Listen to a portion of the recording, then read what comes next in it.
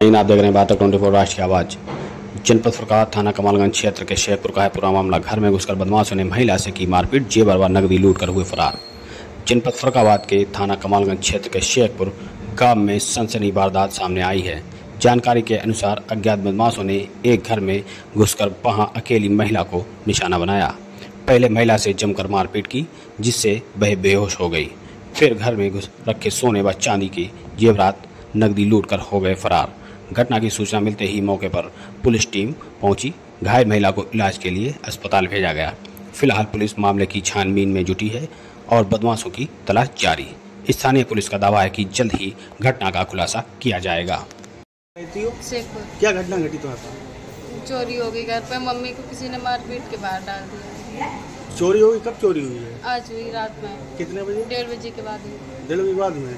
तो चोर कहाँ चढ़े थे? कितने चोर थे? वो मेरी ग्रीन है, वो पास में लेटरिंग है, उससे चढ़ के गए हैं। चढ़ के गए हैं? तो आपको कैसे पता लगा चोरी हो गई? मुझे तो सुबह पता चली 8:30 बजे।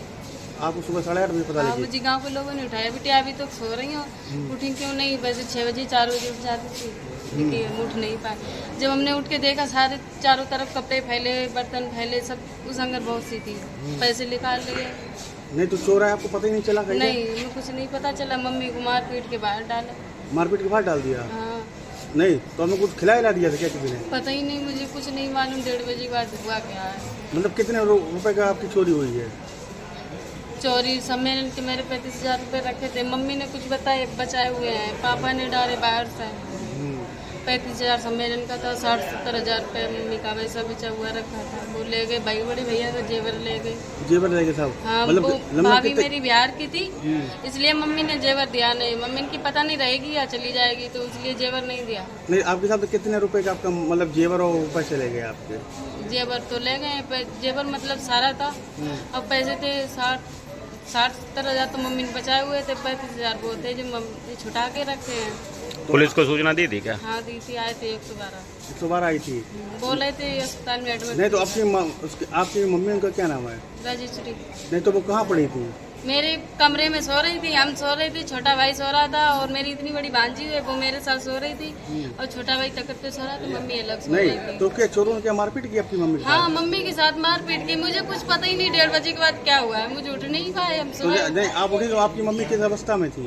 बहुत हालत खराब थी सर। बाहर खींच के डाला, मुझे ये नहीं पता बाहर मारपीट के अंदर डाल गए या फिर खुद उठ के आए। मुझे और किसी को भी मारा पीटा क्या? नहीं, और किसी को नहीं। अपनी मम्मी को ही मारा? हाँ, मम्मी के साथ ज्यादा रंजियत है। मतलब 60-70,000 आपके रुपए थे, वो था?